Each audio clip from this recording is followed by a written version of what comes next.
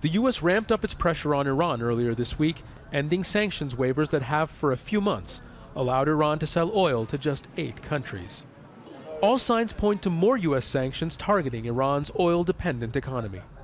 At a weekly cabinet meeting, President Hassan Rouhani said Iran remains open to dialogue but demanded an apology and a halt to pressure tactics, conditions the United States is almost certainly unwilling to meet. He also had this warning for the Iranian people. America is not ready for talks at all. What they are doing is meant to break the nation of Iran. America wants to enter to Iran again. Americans didn't learn their lesson from the Tabbas incident. That was the failed mission 39 years ago to rescue American hostages from the U.S. Embassy takeover in Tehran. A sandstorm led to a helicopter and a warplane colliding, killing 8 U.S. servicemen. This hunk of metal is all that's left of the rotary mechanism of one of the helicopters that was meant to fly from the Tabbas Desert in the east of the country directly into the heart of the Iranian capital and fly American hostages out.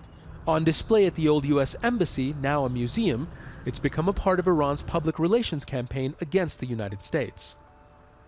It was the only mission of its kind that saw American boots on Iranian soil, and Rouhani's warning on the anniversary of the incident of the possibility of more American adventurism is not without its reasons. The continued policy aimed at reducing Iran's oil sales to zero is a major economic and national security concern here in Tehran.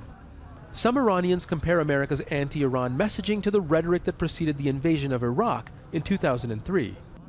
The sanctions regime is also reminiscent of Iraq after the first Gulf War in 1991.